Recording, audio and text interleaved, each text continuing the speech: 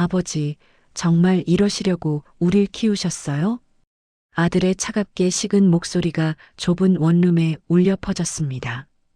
70대 노인 배철수는 낡은 경비복 차림으로 문간에 서서 고개를 떨구고 있었죠. 50세에 회사에서 강퇴당한 뒤 20해 동안 그는 무너져 내렸습니다. 배달, 청소, 주차 관리. 할 수 있는 일은 다 해봤지만 가족의 눈빛은 날이 갈수록 차가워졌어요. 그리고 오늘 아내가 이혼 서류를 내밀었습니다.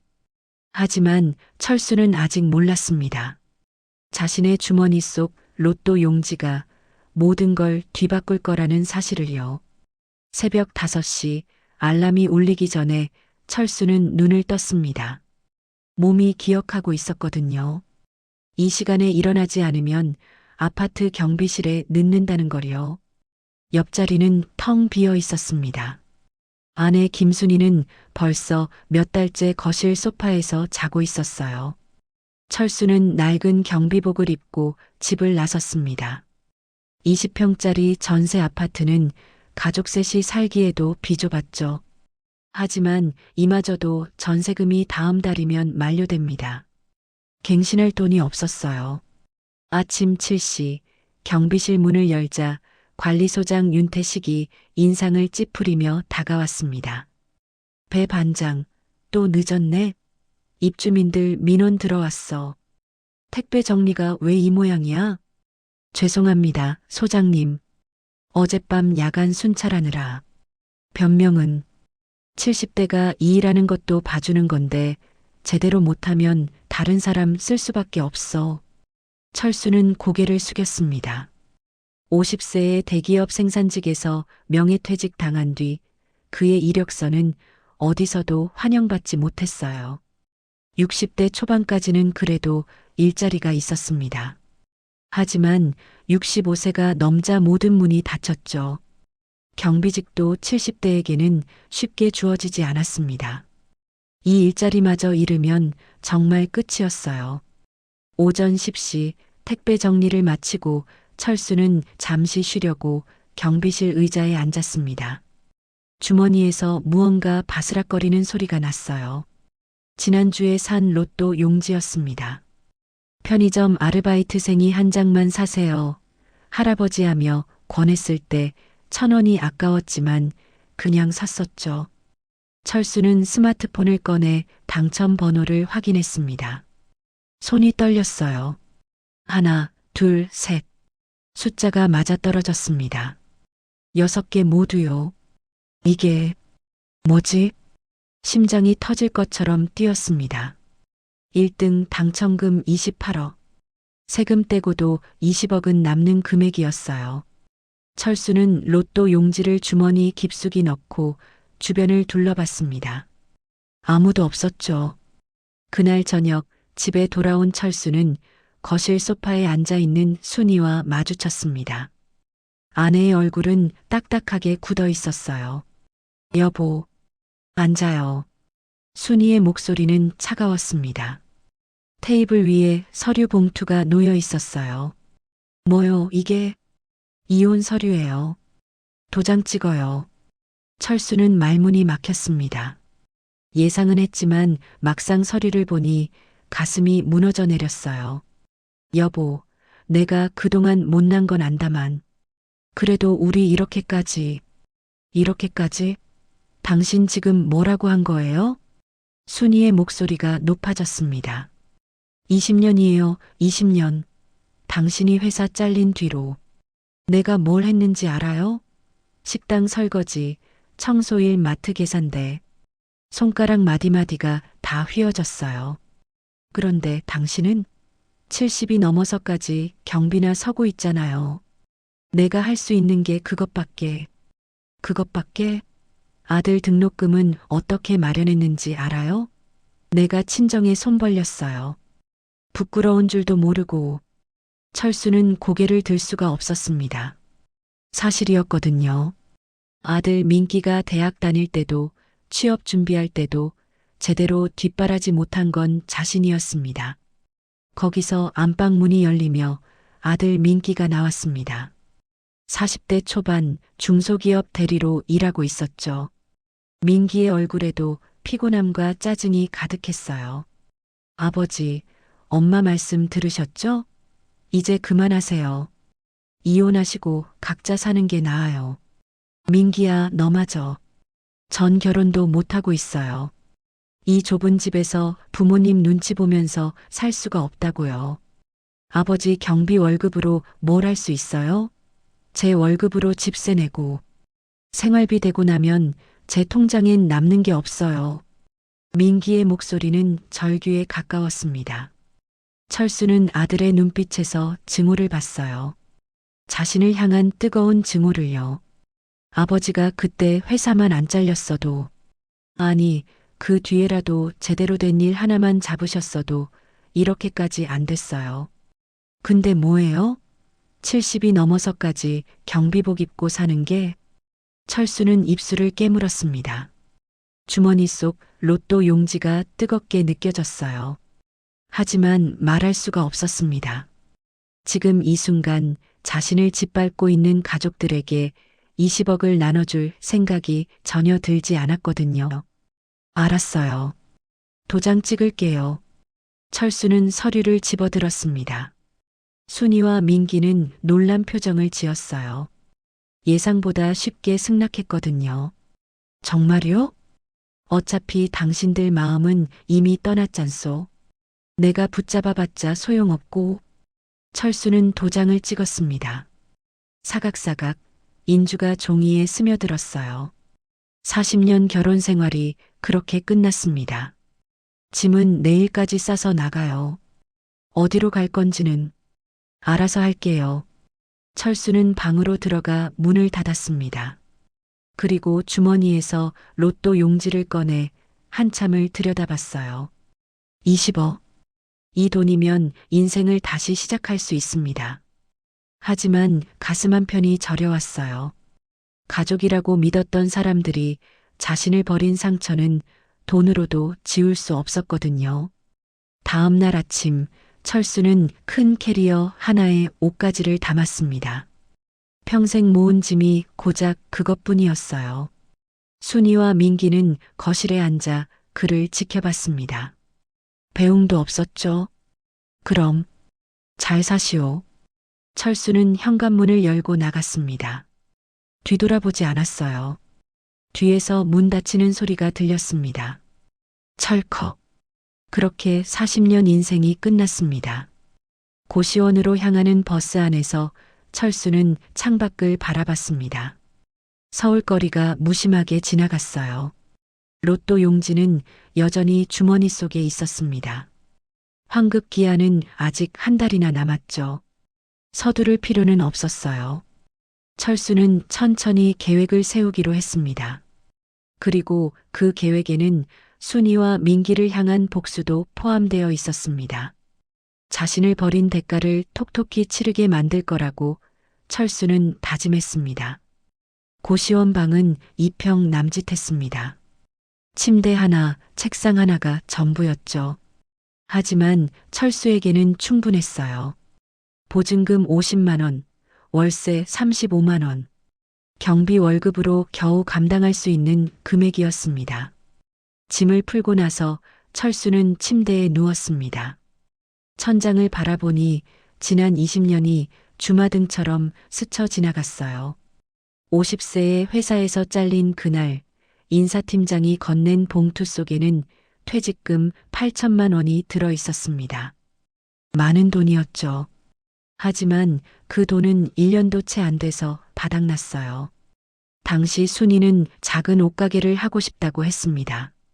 철수는 반대했지만 결국 5천만 원을 내줬어요. 가게는 6개월 만에 망했습니다.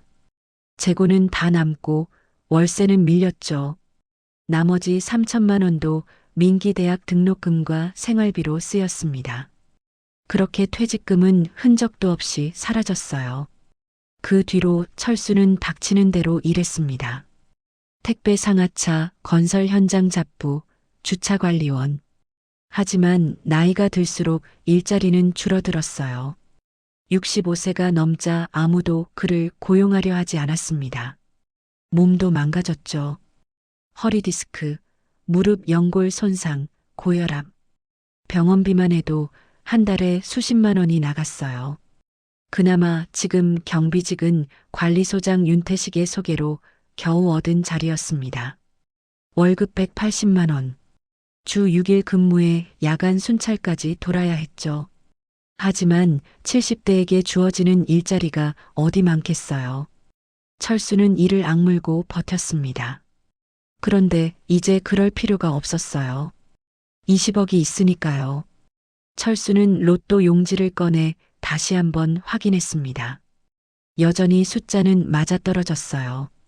꿈이 아니었습니다. 며칠 뒤 철수는 로또 판매점을 찾아갔습니다.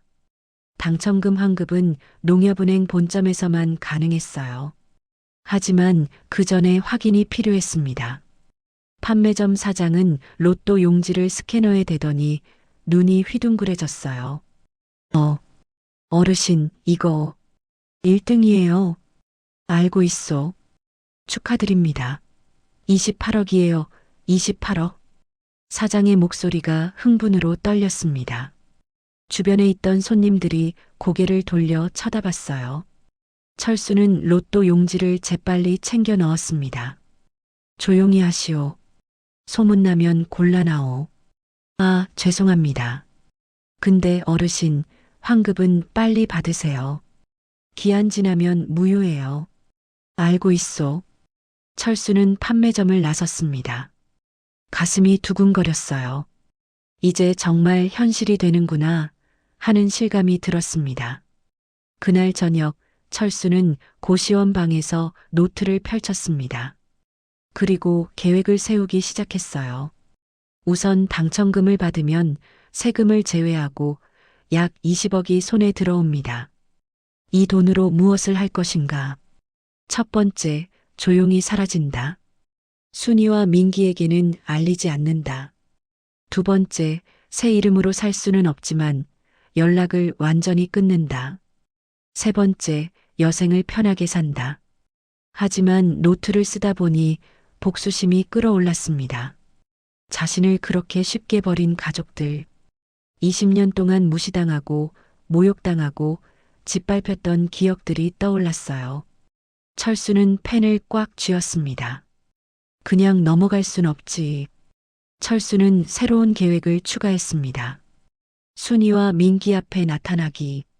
하지만 돈이 있다는 걸 바로 알리지 않고 그들이 자신을 다시 무시하도록 만들기. 그리고 마지막 순간에 진실을 폭로하기. 얼굴이 일그러지는 모습을 보는 것. 그게 철수가 원하는 복수였어요. 다음 날 철수는 농협은행 본점을 찾아갔습니다. 당첨금 환급 창구는 별도로 마련되어 있었어요. 직원은 친절하게 안내했습니다. 신분증 확인하겠습니다. 로또 용지도 주세요. 철수는 서류를 건넸습니다. 직원은 용지를 스캐너에 대고 확인했어요. 당첨금은 28억 원이며 세금 공제 후 실수령액은 20억 1280만 원입니다. 입금 계좌를 알려주시겠어요? 새 계좌를 만들고 싶소. 그럼 바로 계좌 개설해 드리겠습니다. 30분 뒤 철수의 통장에는 20억이 넘는 돈이 입금되었습니다. 숫자를 확인하는 순간 철수는 눈물이 날 뻔했어요. 평생 이렇게 큰 돈을 본 적이 없었거든요. 은행을 나온 철수는 거리를 걸었습니다. 세상이 달라 보였어요. 지나가는 사람들, 빌딩들, 자동차들, 모든 게 새롭게 느껴졌습니다. 이제 자신은 더 이상 쩔쩔매는 노인이 아니었어요. 20억을 가진 사람이었습니다. 하지만 기쁨도 잠시, 철수는 고시원으로 돌아왔습니다. 아직 경비 일을 그만두지 않았어요. 관리소장에게 사표를 내면 의심을 살 수 있었거든요. 게다가 복수 계획을 실행하려면 시간이 필요했습니다. 일주일 뒤 철수는 순이에게 전화를 걸었습니다. 한동안 연결음만 울리다가 순이가 받았어요. 왜 전화했어요? 목소리는 여전히 차갑고 쌀쌀했습니다. 여보, 아니, 순희 씨. 내가 지금 몸이 안 좋아서 병원에 입원했소. 그게 저랑 무슨 상관이에요? 우린 이혼했잖아요. 알고 있소. 근데 수술비가 필요해서 혹시 좀 도와줄 수 있겠소? 전화 너머로 한숨소리가 들렸습니다. 얼마나요? 500만 원만. 500만 원? 어디서 그런 돈이 나와요? 당신 경비 월급으로도 생활 못하는 주제에 이제 와서 돈 달라고요? 순이의 목소리는 비웃음으로 가득했습니다. 미안하오. 하지만 정말 급하오. 됐어요. 전 당신 일에 신경 쓸 여유 없어요. 이제 전화하지 마세요. 뚝. 전화가 끊겼습니다. 철수는 핸드폰을 내려다봤어요. 예상대로였습니다. 순이는 자신에게 단 한 푼도 쓰고 싶지 않았던 거죠. 철수는 씁쓸하게 웃었습니다. 이제 복수의 첫 단계가 완성됐어요. 순이와 민기는 자신이 여전히 비참하게 살고 있다고 믿을 겁니다. 그 믿음을 이용해 더 큰 충격을 줄 계획이었어요. 며칠 뒤 철수는 민기에게도 문자를 보냈습니다. 아버지가 병원에 입원했다. 수술비가 필요하다는 내용이었죠. 하지만 민기는 답장조차 하지 않았어요. 읽음 표시만 떴을 뿐이었습니다. 철수는 고시원 침대에 누워 천장을 바라봤습니다. 가슴이 저려왔어요. 아무리 복수를 계획한다고 해도 가족에게 버림받았다는 사실은 변하지 않았거든요. 한 달이 지났습니다. 철수는 여전히 경비 일을 하고 있었어요. 하지만 이제는 달랐습니다.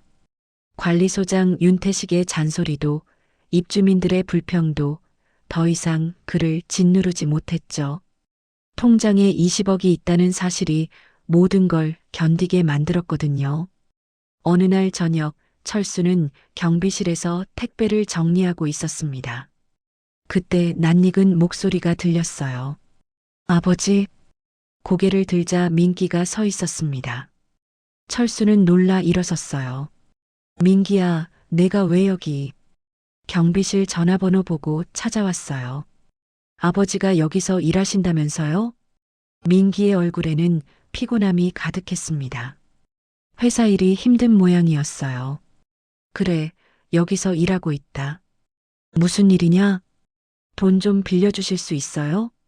철수는 눈을 가늘게 떴습니다. 갑자기 무슨 돈? 회사에서 프로젝트 실패로 책임 물어서 감봉당했어요. 그리고 집 전세금 갱신 기한이 다가오는데 목돈이 필요해요. 2천만 원만 빌려주시면. 민기는 말을 잇지 못했습니다. 아버지가 2천만 원을 가지고 있을 리 없다는 걸 알았거든요. 내가 무슨 돈이 있겠냐? 철수는 차갑게 말했습니다. 그럼 제 친구한테 보증이라도 서주실 수 있어요? 대출 받으려면 보증인이 필요한데 내 아버지는 70대 경비고 신용도 바닥이다.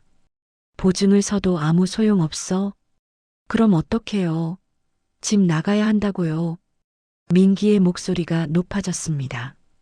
철수는 아들의 얼굴을 가만히 바라봤어요. 지난 한 달간 연락 한 통 없던 아들이 이제 와서 돈 때문에 찾아왔다는 사실이 씁쓸했습니다. 내 어머니한테 도움 받아라. 나는 이혼했으니 내 일에 끼어들 수 없다. 엄마는 식당 일 그만두고 작은 가게 차렸는데 그것도 안 돼서 빚만 늘었어요. 지금 상황이 정말 안 좋다고요. 그건 내가 어쩔 수 없는 일이다. 철수는 돌아서서 택배 정리를 계속했습니다. 민기는 한동안 서 있다가 결국 돌아갔어요. 철수는 아들의 뒷모습을 지켜봤습니다. 가슴 한편이 아팠지만 이제는 더 이상 짓밟히지 않겠다고 다짐했어요. 그날 밤 철수는 고시원 방에서 노트를 꺼냈습니다. 복수 계획의 두 번째 단계를 적었어요. 민기가 돈 때문에 다시 찾아올 것이다. 그때까지 기다린다. 그리고 순이도 결국 나를 찾을 것이다. 철수의 예상은 적중했습니다. 일주일 뒤 순이가 경비실을 찾아왔어요. 얼굴은 수척했고 옷차림도 초라했습니다. 철수 씨, 왜 왔소? 철수는 냉담하게 물었습니다. 민기 일 들었어요. 집 전세금 때문에 고생하고 있다면서요? 그래서 우리 다시 합칠 수 없을까요? 순이의 목소리는 떨리고 있었습니다. 철수는 코웃음을 쳤어요. 지금 무슨 소리 하는 거요? 당신이 이혼하자고 했잖소. 그건 제가 너무 화가 나서 그랬어요. 사실은 당신이 없으니까 너무 힘들어요. 민기도 혼자 감당하기 벅차고. 그러니까 이제 와서 내가 필요하다는 거요? 돈 벌어다 줄 사람이 필요해서? 철수의 목소리는 얼음장처럼 차가웠습니다. 아니에요. 그게 아니라. 우리 다시 시작해요. 제가 잘못했어요. 순이는 눈물을 흘렸습니다. 하지만 철수는 전혀 감동하지 않았어요. 저 눈물이 진심인지 아니면 돈 때문인지 너무나 명확했거든요. 안 돼요. 우린 끝났소. 다신 날 찾아오지 마시오. 철수 씨. 순이는 철수의 팔을 잡으려 했지만 철수는 뿌리쳤습니다. 가시오. 여기서 소란 피우면 관리소장 부를 거요. 순이는 결국 돌아섰습니다. 철수는 그녀의 뒷모습을 지켜봤어요. 40년을 함께 산 사람이었지만 이제는 남이었습니다. 며칠 뒤 철수는 경비 일을 그만두기로 결심했습니다. 더 이상 숨어 지낼 이유가 없었거든요. 윤태식 소장에게 사표를 냈어요. 배 반장, 갑자기 왜 그래? 다른 데가 개인 사정이 생겼습니다. 죄송합니다. 에이, 나이 드신 분이 일자리 구하기 힘든데. 뭐 할 수 없지. 수고했어. 윤태식은 별로 아쉬워하지 않았습니다. 철수도 담담하게 경비실을 나섰어요. 고시원을 정리하고 철수는 새 아파트를 알아봤습니다. 강남 역삼동에 있는 30평 아파트를 현금으로 샀어요. 15억이 들어갔지만 문제 없었습니다. 남은 5억으로도 여생을 충분히 편하게 살 수 있었거든요. 이사를 마친 뒤 철수는 새 아파트 거실에 앉아 창밖을 바라봤습니다. 서울 야경이 한눈에 들어왔어요. 50대 시절에는 상상도 못했던 삶이었습니다. 하지만 기쁨보다는 공허함이 컸어요. 이 넓은 집에 혼자라는 사실이, 가족이 없다는 사실이 가슴을 짓눌렀습니다. 철수는 한숨을 쉬었어요. 그래도 복수는 끝내야 해. 철수는 민기에게 문자를 보냈습니다. 아버지가 새 아파트로 이사했다. 주소를 보낼 테니 한번 놀러 와라는 내용이었죠. 민기는 곧바로 답장을 보냈습니다. 무슨 돈으로 아파트를요? 찾아오면 알게 될 거다. 철수는 씩 웃었습니다. 이제 복수의 마지막 단계가 시작되는 거였어요. 주말 오후 민기가 아파트를 찾아왔습니다. 현관 앞에 선 민기는 주소를 다시 한번 확인했어요. 강남 역삼동 30평형 아파트. 이 동네 집값은 최소 15억은 할 겁니다. 초인종을 누르자 철수가 문을 열었습니다. 들어와라. 민기는 신발을 벗고 안으로 들어섰어요. 거실은 깨끗하게 정돈되어 있었고 새 가구들이 놓여 있었습니다. 민기는 눈이 휘둥그레졌어요. 아버지, 이게 대체. 앉아라. 차라도 한 잔 줄게. 철수는 주방으로 가서 커피를 내왔습니다. 민기는 멍하니 앉아 있었어요. 이해가 안 됐거든요. 한 달 전만 해도 고시원에서 살던 아버지가 갑자기 강남 아파트에 산다니요. 아버지, 이 집 어떻게 마련하신 거예요? 설마 대출? 대출 아니다. 현금으로 샀어. 현금요? 무슨 돈으로요? 철수는 커피를 한 모금 마셨습니다. 그리고 천천히 말했어요. 로또 당첨됐다. 네. 민기는 귀를 의심했습니다. 로또에 당첨됐어. 1등. 20억, 20억이요. 민기의 목소리가 커졌습니다. 철수는 고개를 끄덕였어요. 그래. 세금 떼고 손에 쥔 돈이 20억 조금 넘었어. 이 집 사는데 15억 쓰고 나머지는 내가 쓸 거다. 민기는 말문이 막혔습니다. 20억. 그 돈이면 자기 전세 문제도 엄마 빚도 모든 게 해결될 수 있었어요. 그런데 아버지는 혼자 다 써버렸단 말입니까? 아버지, 그럼 저한테는 안 주실 거예요? 왜 줘야 하지? 철수의 목소리는 담담했습니다. 저 아버지 아들이잖아요. 아들, 한 달 전에 나한테 뭐라고 했지? 70이 넘어서까지 경비복 입고 사는 게 창피하다고 했잖아. 그리고 이혼 서류에 도장 찍을 때 말리지도 않았고, 민기는 할 말을 잃었습니다. 사실이었거든요. 그건 제가 화가 나서, 나도 화났어. 20년 동안 무시당하고 짓밟히고 집에서 천덕꾸러기 취급받으면서 얼마나 화났는지 아니야. 철수의 목소리에는 분노가 섞여 있었습니다. 그래도 전 참았어. 가족이니까. 근데 너희들은 나한테 도장 찍으라고 했잖아. 이혼하라고 했고. 그러니까 이제 우린 남이야. 남한테 내 돈 줄 이유는 없지. 민기는 고개를 숙였습니다. 변명할 말이 없었어요. 아버지, 죄송해요. 제가 잘못했어요. 그러니까 제발. 됐어. 나가라. 아버지. 민기는 철수에게 매달리려 했지만 철수는 자리에서 일어났습니다. 내가 나갈 거야. 아니면 내가 경비 부를 거야? 민기는 결국 일어섰습니다. 철수는 현관까지 그를 배웅했어요. 민기야. 문을 열기 직전 철수가 말했습니다. 넌 내 아들이 맞아. 하지만 날 버린 순간 너도 아버지를 잃은 거다. 이제 각자 살아라. 철수는 문을 닫았습니다. 민기는 복도에 멍하니 서 있었어요. 그날 저녁 순이가 철수에게 전화를 걸었습니다. 민기가 모든 걸 이야기한 모양이었어요. 철수 씨, 민기한테 들었어요. 로또 당첨됐다면서요? 그래요. 왜 말 안 했어요? 우리 아직 이혼한 지 얼마 안 됐잖아요. 재산 분할 청구할 수 있어요. 순이의 목소리는 다급했습니다. 이혼한 뒤에 당첨된 거요. 재산 분할 대상 아니에요. 변호사한테 물어봐도 똑같은 답 들을 거요. 그럼 우리 다시 결혼해요. 전 당신 없으면 안 돼요. 이제 와서 무슨 소리요? 당신 나한테 도장 찍으라고 했잖소.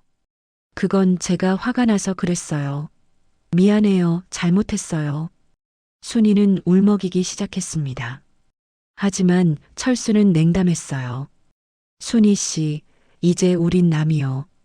다시는 연락하지 마시오. 철수는 전화를 끊었습니다. 그리고 핸드폰을 꺼버렸어요. 다음 날 철수는 변호사 사무실을 찾아갔습니다. 유언장을 작성하기 위해서였어요. 변호사는 철수의 상황을 듣고 고개를 끄덕였습니다. 가족관계가 단절되셨군요. 유언장에 상속인을 지정하지 않으시면 법정 상속인인 아드님이 받게 됩니다. 그건 원치 않소. 내 재산은 전부 자선단체에 기부하고 싶소. 그럼 공증된 유언장을 작성하시면 됩니다. 철수는 유언장에 서명했습니다. 자신이 죽으면 남은 재산은 전액 고아원과 노인복지시설에 기부된다는 내용이었어요. 민기에게는 단 한 푼도 가지 않도록 명시했습니다. 며칠 뒤 철수는 순이와 민기를 아파트로 불렀습니다. 마지막으로 할 말이 있었거든요. 두 사람은 기대에 찬 얼굴로 찾아왔어요.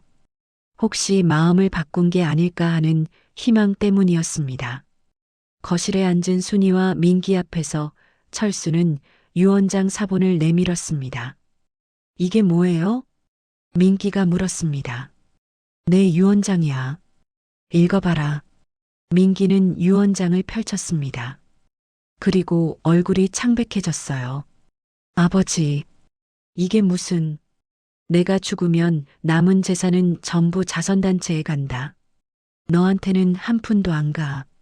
아버지, 이건 너무해요. 너무하긴. 누가 더 너무한 건지 생각해봐라. 철수는 순이를 바라봤습니다. 순이 씨도 마찬가지요. 당신이 날 버렸으니 난 당신을 버리는 거요.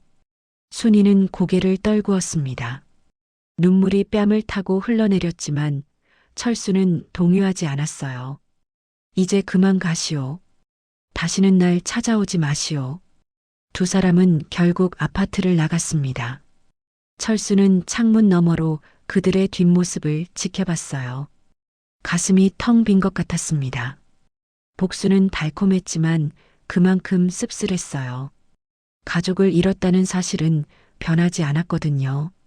철수는 소파에 앉아 한숨을 쉬었습니다. 20억이 있어도 넓은 집이 있어도 외로움은 채워지지 않았어요. 여러분, 여기까지 이야기 들으시면서 어떤 생각이 드셨나요? 철수 씨가 로또에 당첨된 건 행운이었지만 그 행운이 가족과의 관계를 회복시켜주진 못했죠. 오히려 더 깊은 상처만 남겼습니다. 돈으로 살 수 없는 게 있다는 걸 철수 씨도 이제야 깨달은 것 같아요. 그럼 이제 이야기의 후반부로 넘어가 보겠습니다. 철수 씨의 선택이 어떤 결과를 가져올지 계속 들어봐 주세요. 3개월이 지났습니다. 철수는 혼자 강남 아파트에서 살고 있었어요. 하루하루가 조용했습니다. 아침에 일어나 산책하고 도서관에 가서 책을 읽고 저녁에는 TV를 보다 잠들었죠. 돈 걱정은 없었지만 삶은 공허했어요. 어느 날 오후 철수는 동네 카페에 앉아 커피를 마시고 있었습니다. 창밖으로 젊은 부부가 유모차를 밀며 지나갔어요. 아기는 웃고 있었고 부부는 행복해 보였습니다. 철수는 그 모습을 바라보며 한숨을 쉬었어요. 나도 저랬었는데. 민기가 어렸을 때가 떠올랐습니다. 순이와 함께 공원에 가서 민기를 그네에 태워주던 기억, 저녁에 함께 밥을 먹고 TV를 보던 기억. 그때는 행복했어요. 돈은 없었지만 가족이 있었거든요. 하지만 50세에 회사에서 잘린 뒤로 모든 게 무너졌습니다. 가족은 철수를 짐으로 여겼고 철수도 점점 자신감을 잃어갔죠. 그렇게 20년이 흘렀습니다. 이제 와서 후회해봤자 소용없지. 철수는 커피를 다 마시고 카페를 나섰습니다. 그때 핸드폰이 울렸어요. 모르는 번호였습니다. 여보세요? 철수 씨인가요? 낯선 여자 목소리였습니다. 그런데요, 누구시죠? 전 사회복지사 한지민이라고 합니다. 순희 씨 건으로 연락드렸어요. 철수는 걸음을 멈췄습니다. 순희가 어쨌다는 거요? 입원하셨어요. 복지관에서 쓰러지셔서 응급실로 실려갔습니다. 보호자 연락처를 찾다 보니 철수 씨가 나와서 전화드렸어요. 철수는 가슴이 철렁 내려앉았습니다. 무슨 병인가요? 자세한 건 병원에 오시면 알 수 있을 것 같아요. 서울대병원 응급실입니다. 전화를 끊고 철수는 한동안 서 있었습니다. 가야 할까 말아야 할까? 이혼한 사이고 자신을 버린 사람인데. 하지만 40년을 함께 산 사람이었어요. 결국 철수는 택시를 잡아타고 병원으로 향했습니다. 응급실에 도착하자 간호사가 안내했습니다. 커튼 너머로 순이가 누워 있었어요. 얼굴은 창백했고 링거를 맞고 있었습니다. 민기가 옆에 앉아 있었죠. 아버지. 민기는 놀란 표정으로 일어섰습니다. 무슨 일이냐? 엄마가 과로로 쓰러지셨어요. 의사 선생님이 말씀하시길 영양실조도 있고 스트레스도 심하대요. 철수는 순이를 바라봤습니다. 살이 많이 빠져 있었어요. 뼈만 앙상했습니다. 내 어머니가 뭘 하고 있었길래 이렇게 됐냐? 가게가 망한 뒤로 빚 갚으려고 새벽 청소일도 하고 식당에서 설거지도 했어요. 하루에 16시간씩 일했대요. 민기의 목소리는 떨리고 있었습니다. 근데 빚은 갚아지지 않고 이자만 불어났어요. 지금 3천만 원 넘게 빚이 있어요. 철수는 입술을 깨물었습니다. 순이가 그렇게 힘들게 살고 있었던 줄 몰랐어요. 왜 연락 안 했냐? 아버지가 연락하지 말라고 하셨잖아요. 그리고 엄마도 자존심이 있으니까요. 철수는 순이의 손을 바라봤습니다. 손가락 마디가 뒤틀려 있었어요. 오랫동안 물에 담가 일한 흔적이었습니다. 그때 의사가 들어왔습니다. 보호자 되시나요? 예, 그렇습니다. 철수는 대답했습니다. 환자분은 극심한 피로와 영양실조로 쓰러지셨습니다. 당분간 입원 치료가 필요해요. 그리고 정밀 검사를 해봐야겠지만 간 수치도 좋지 않습니다. 얼마나 입원해야 하나요? 최소 2주는 봐야 할 것 같아요. 치료비는 제가 부담하겠습니다. 철수는 단호하게 말했습니다. 의사는 고개를 끄덕이고 나갔어요. 민기는 아버지를 바라봤습니다. 아버지, 내 어머니 치료비는 내가 낼 거다. 그리고 빚도 정리해 줄게. 정말요? 민기의 눈에 눈물이 고였습니다. 하지만 이게 마지막이야. 다시는 도와달라고 하지 마라. 철수는 순이의 손을 잡았습니다. 차가운 손이었어요. 가슴이 저려왔습니다. 며칠 뒤 순이는 깨어났습니다. 철수는 병실에 있었어요. 순이는 철수를 보고 눈을 크게 떴습니다. 철수 씨, 깨어났소? 왜? 여기 계세요? 병원비 낸 사람이 여기 있으면 안 되나? 철수는 씁쓸하게 웃었습니다. 미안해요. 제가 철수 씨한테 너무 못했죠. 순이는 눈물을 흘렸습니다. 이제 와서 미안하다고 해봤자 소용없소. 알아요. 하지만 진심이에요. 전 철수 씨 없이는 살 수 없어요. 제발 다시 돌아와 주세요. 철수는 한동안 말이 없었습니다. 그리고 천천히 입을 열었어요. 순이 씨, 난 당신을 사랑했소. 40년 동안. 하지만 당신이 날 버렸을 때 그 사랑도 끝났소. 철수 씨, 치료비랑 빚은 내가 정리해 줄 거요. 하지만 그뿐이요. 우린 다시 시작할 수 없소. 철수는 자리에서 일어났습니다. 순이는 철수의 손을 붙잡으려 했지만 철수는 뿌리쳤어요. 잘 치료받으시오. 철수는 병실을 나갔습니다. 복도를 걷는 내내 가슴이 아팠어요. 하지만 돌아서지 않았습니다. 며칠 뒤 철수는 순이의 빚을 갚아줬습니다. 3천만 원. 큰 돈이 아니었지만 순이에게는 인생을 짓누르던 짐이었어요. 그리고 치료비도 전액 부담했습니다. 민기는 아버지에게 연락했습니다. 아버지, 정말 감사해요. 엄마가 많이 좋아지셨어요. 다행이다. 아버지, 우리 다시 가족이 될 수 없을까요? 전화 너머로 침묵이 흘렀습니다. 철수는 한참 뒤에 대답했어요. 민기야, 가족은 선택이 아니라 인연이야. 근데 우리 인연은 이미 끊어졌어. 내가 끊었고 내 어머니가 끊었지. 아버지, 이제 각자 잘 살아라. 그게 서로를 위한 거다. 철수는 전화를 끊었습니다. 그리고 창밖을 바라봤어요. 서울 야경이 반짝이고 있었습니다. 철수는 외로웠지만 후회하지 않았어요. 자신의 선택이었으니까요. 6개월이 흘렀습니다. 철수는 여전히 혼자 살고 있었어요. 하지만 이제는 익숙해졌습니다. 외로움도 고독도 받아들이는 법을 배웠죠. 어느 날 철수는 동네 복지관에서 봉사활동을 시작했습니다. 혼자 있는 시간이 너무 길어서 뭔가 해야겠다는 생각이 들었거든요. 복지관에서는 노인들에게 식사를 제공하고 말벗이 되어주는 일을 했어요. 그곳에서 철수는 박영자라는 할머니를 만났습니다. 75세, 혼자 사는 독거노인이었어요. 자식은 셋이나 있었지만 아무도 찾아오지 않았습니다. 자식들이 왜 안 오세요? 철수는 영자와 차를 마시며 물었습니다. 재산 다 나눠줬더니 연락이 끊겼어요. 다들 바쁘다고 하더라고요. 영자는 씁쓸하게 웃었습니다. 그래도 명절에는 오겠죠? 작년 설에 한 번 왔었어요. 근데 올해는 연락도 없더라고요. 철수는 가슴이 답답했습니다. 자신과 비슷한 처지였거든요. 저도 비슷해요. 아들이 있지만 이젠 남이에요. 그래요? 왜요? 제가 가난했을 때 저를 버렸거든요. 근데 제가 돈이 생기니까 다시 찾아왔어요. 그래서 거절했죠. 영자는 고개를 끄덕였습니다.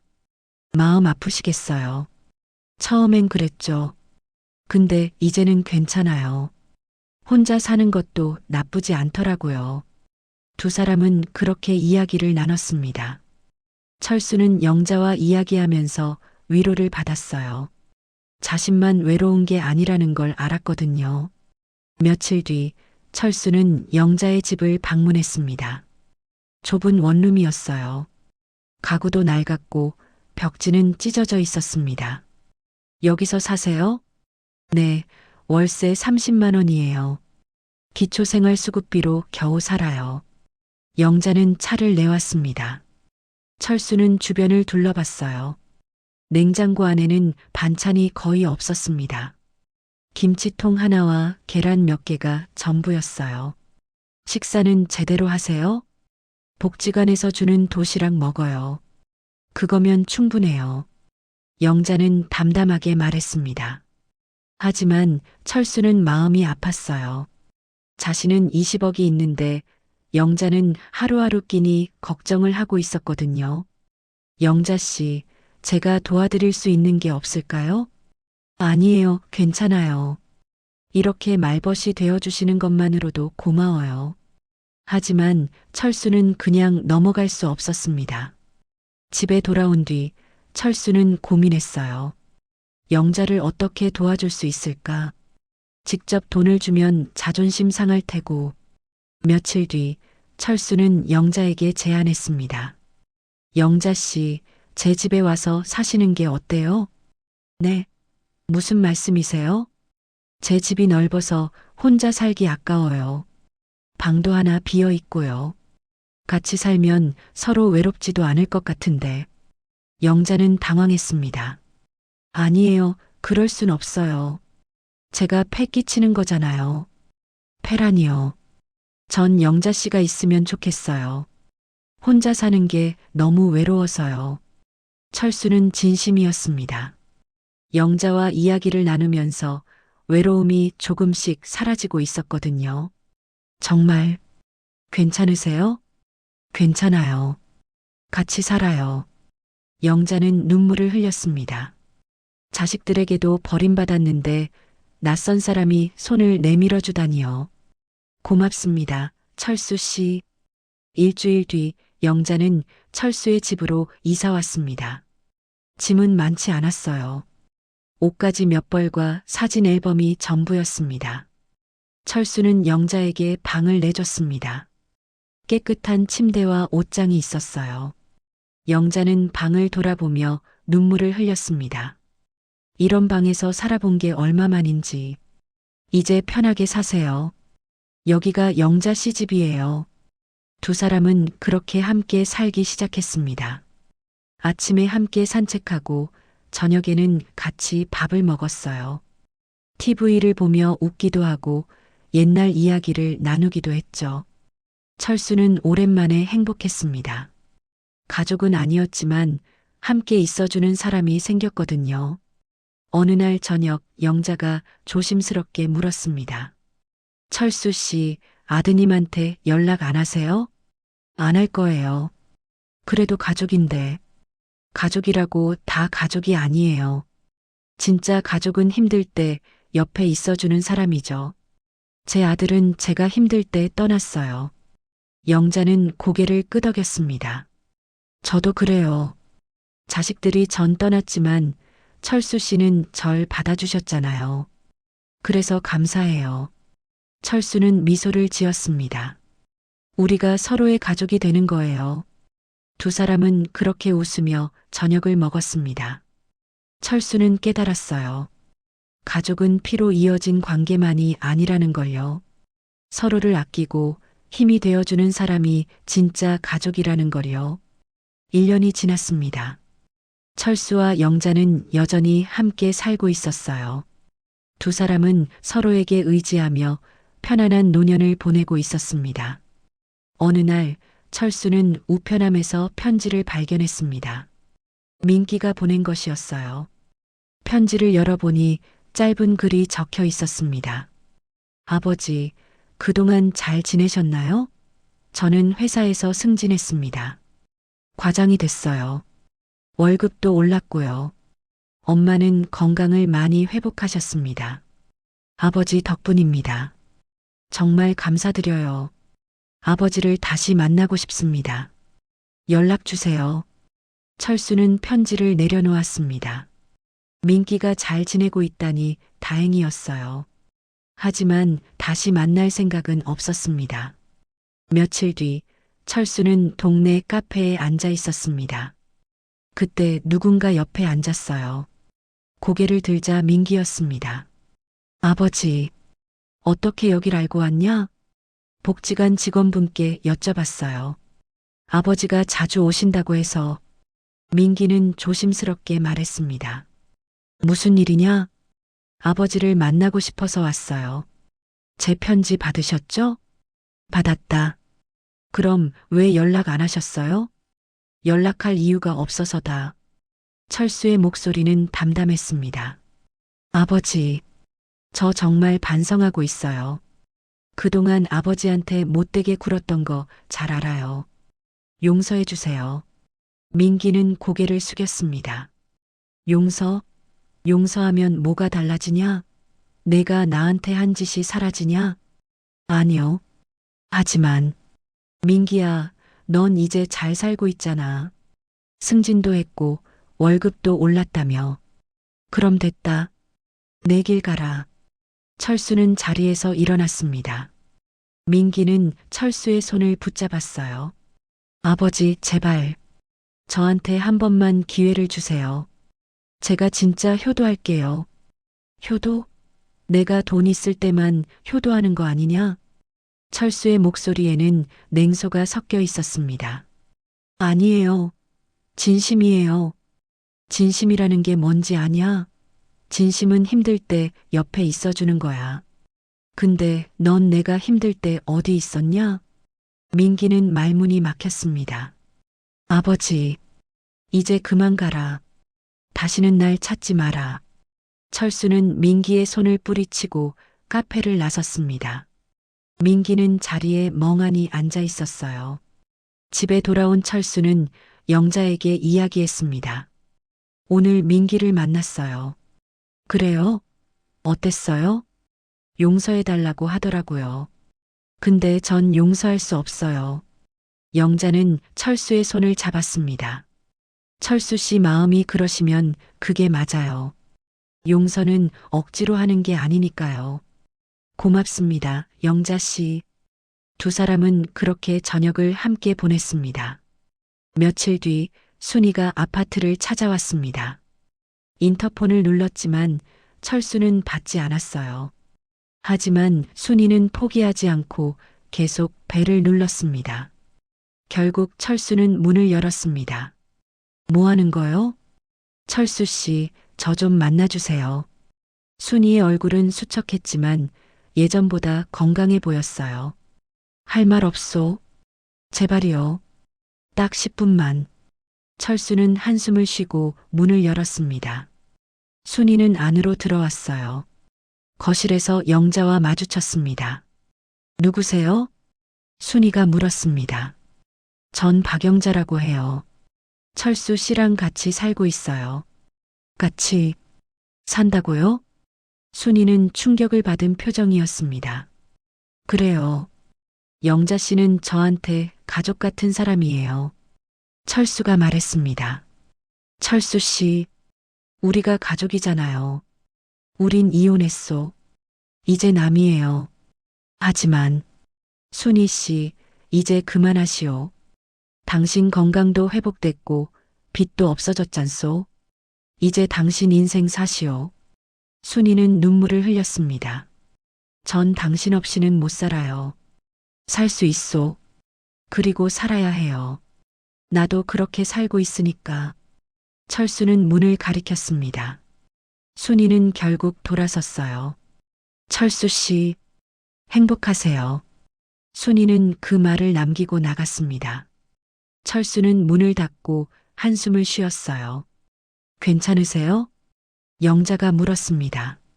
괜찮아요. 이제 정말 끝난 것 같아요. 철수는 창밖을 바라봤습니다. 서울거리가 반짝이고 있었어요. 가슴은 여전히 아팠지만 철수는 자신의 선택을 후회하지 않았습니다. 이제는 영자와 함께 새로운 인생을 살아갈 거니까요. 2년이 흘렀습니다.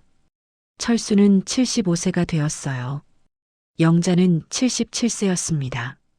두 사람은 여전히 함께 살고 있었고 서로에게 큰 힘이 되어주고 있었어요. 어느 봄날 철수는 영자와 함께 벚꽃 구경을 갔습니다.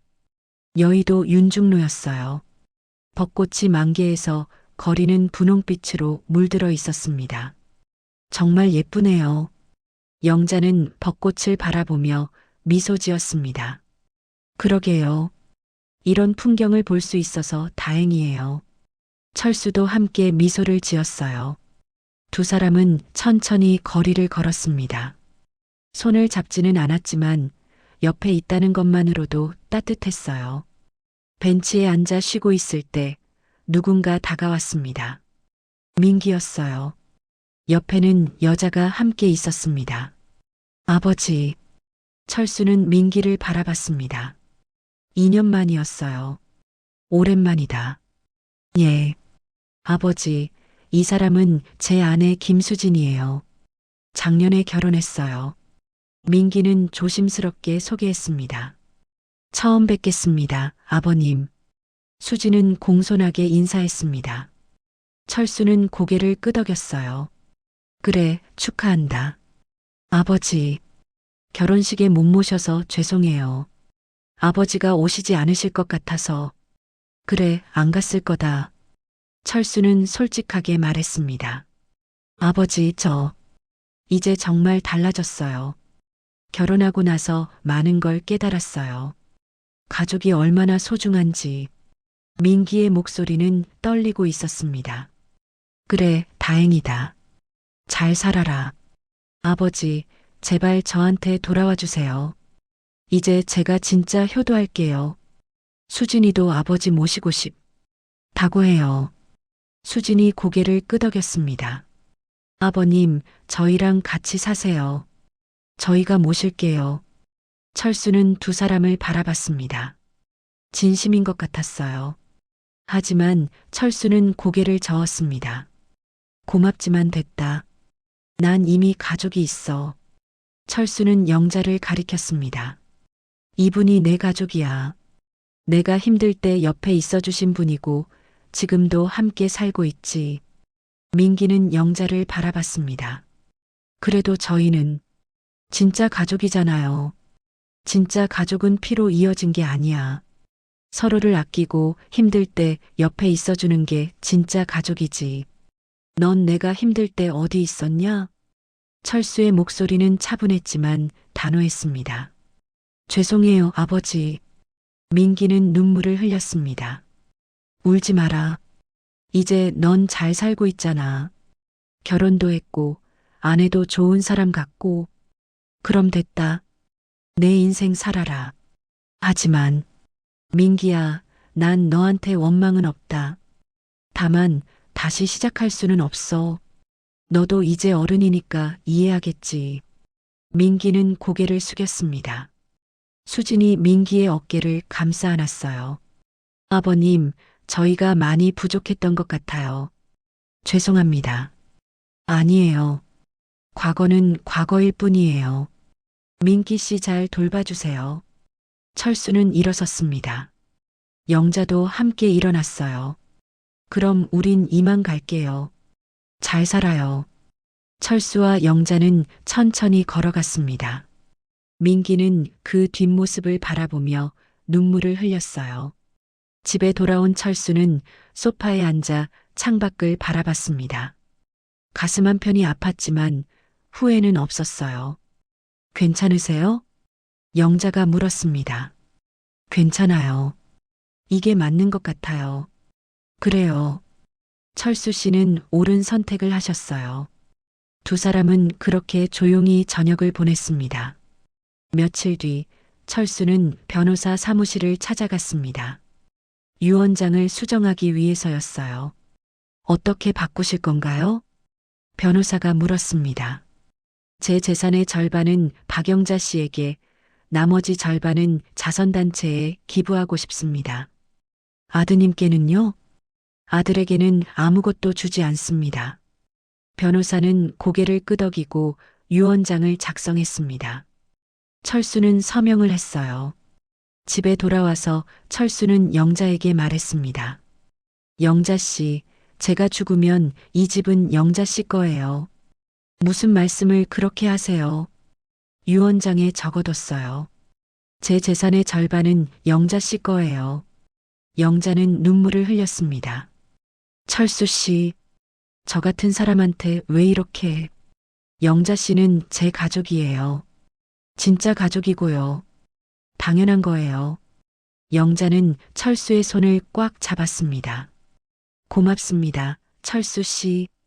제 인생에 철수 씨를 만난 게 정말 다행이에요. 저도요, 영자 씨.